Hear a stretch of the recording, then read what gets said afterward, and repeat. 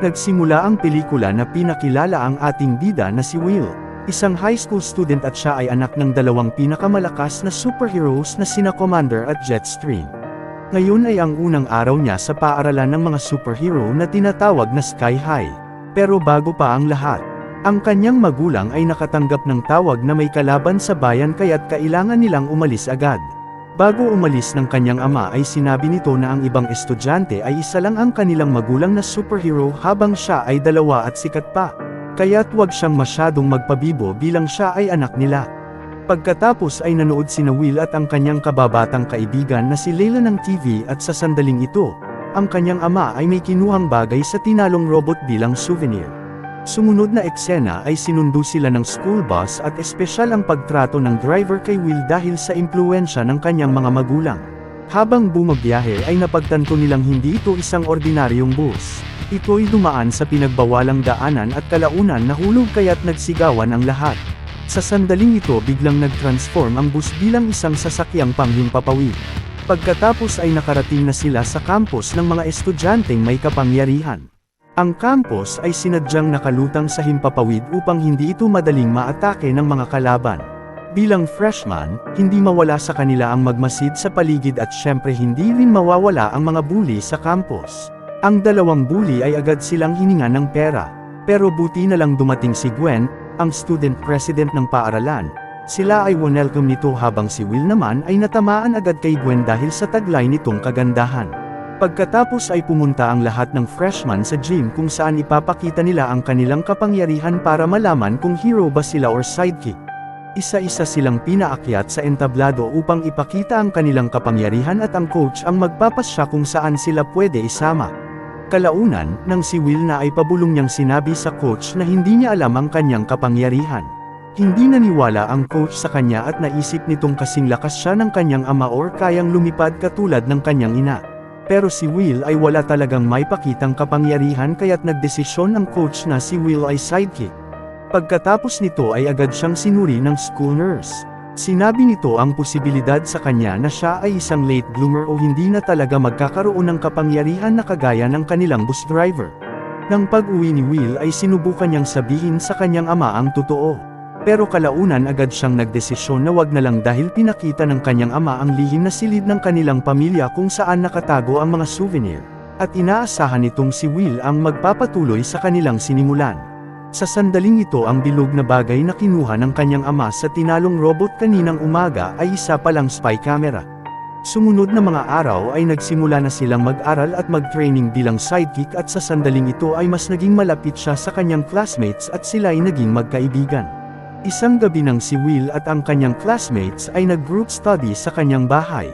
Ang kanyang ama ay nagtaka bakit ang kanyang kaibigan ay puro sidekick, kaya't nagdesisyon siyang sabihin sa kanyang ama na kabilang din siya sa kanila. Dahil dito ang kanyang ama ay nagalit at sinisi ang coach na nag-assign kay Will na sidekick. Kaya't sinabi niya sa ama na walang masisisi dahil wala siyang kapangyarihan katulad nila at proud naman siyang maging sidekick. Pagkatapos ay sinabi ni Commander sa asawa ang sinabi ni Will, pero mas pinili nitong tanggapin ang anak dahil hindi ito makakabawas na sila ay isa pa ring pamilya.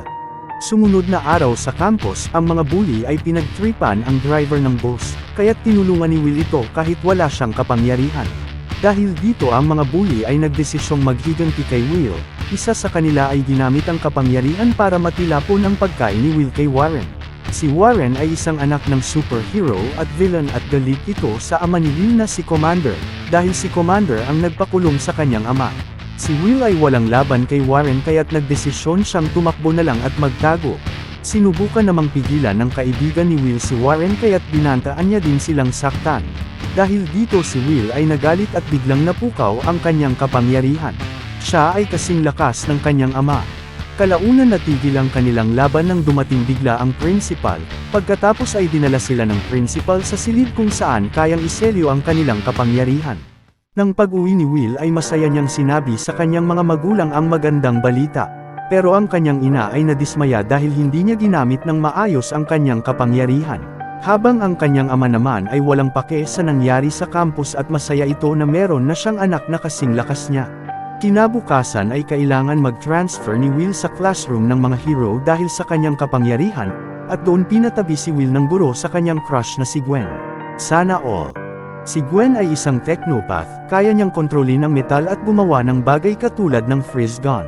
Si Gwen ay parang interesado din kay Will dahil nag-alok itong tutulungan si Will sa mga science project at gusto niyang maging private tutor ni Will. Pagkatapos ng klase ay may iba ng katabi si Will na kumain sa kantin kaya't si Layla ay nadismaya. Dahil dito si Will ay gustong bumawi kay Layla kaya't inaya niya itong makipag-date mamayang gabi. Sa sandali din ito ang kanyang mga kaibigan na sidekick ay binubuli, kaya't agad niyang pinigilan ang dalawa. Ang kaibigan ni Will ay nakipagpustahan sa mga bully na kung matatalo sila sa larong Save the Citizen ay lulubayan na nila ang mga sidekick. Ang laro ay gaganapin sa gym, madali lang ang rules ng laro. Kailangan lang ng mga hero na iligtas ang mannequin habang pinipigilan sila ng mga villain. Ang mga villain ay ang dalawang bully at ang mga hero naman ay sina Will at Warren. Sa sandaling nagsimula ang laro, si Will ay palaging napapabagsak ng kalaban, dahil dito nagsimula siyang mainis kaya't sinuntok niya ang sahig at lumipad ang mga bully. Ang isang bully ay tinali niya sa poste habang ang natitira naman ay sinubukang patamaan ni Warren ng apoy pero hindi niya magawa. Kalaunan inikutan ng bully si Warren at naging dahilan ito upang hindi makahinga si Warren. Sa sandaling ito ay kaunti na lang ang oras na natitira, pero mas pinili ni Will na tulungan si Warren, pagkatapos ay hinagis niya si Warren sa mannequin at nanalo sila sa laro. Nang pag-uwi ni Will ay nagulat siya sa kanilang bisita na si Gwen. Ito'y bumisita para imbitahan ang mga magulang ni Will na dumalo sa homecoming party para tanggapin ang award nila bilang superhero ng taon. Pagkatapos ay hinatid ni Will si Gwen pauwi. Bago pumasok ni Gwen sa loob ay inaya niya si Will na maging kadate niya sa party. Sino ba naman si Will para tumanggi? Nang hinalikan siya ni Gwen sa pisngi ay labis ang kanyang kilig kaya't nasira niya ang poste sa daan. Ang hindi niya alam si Layla na kanyang pinangakuan ng date ay kanina pa naghihintay sa kanilang tagpuan. Sa sandali din yun nalaman ni Layla na si Warren ay nagtatrabaho doon bilang waiter. Habang nagkukwentuhan ang dalawa ay napunta ang usapan kay Will at napagtanto ni Warren na may gusto si Layla kay Will at agad naman itong inamin ni Layla. Hindi niya masabi kay Will dahil alam niyang may iba ng gusto si Will. Kinabukasan imbis magalit kay Will dahil hindi ito sumipot sa kanilang date. Si Layla ay sinubukang yayain si Will na maging kadate niya sa homecoming party pero bago pa niya masabi, si Will ay sinabing meron na siyang kadate sa party at yun ay si Gwen. Makikita sa mukha ni Layla na nasaktan siya, pero mas pinili niyang maging masaya kay Will. Kalaunan habang nakasakay sa bus, si Layla ay nagsinungaling kay Will na kadate niya ay si Warren, kaya't si Will ay nagalit dahil ang kadate ni Layla ay ang taong tinuturing siyang kalaban.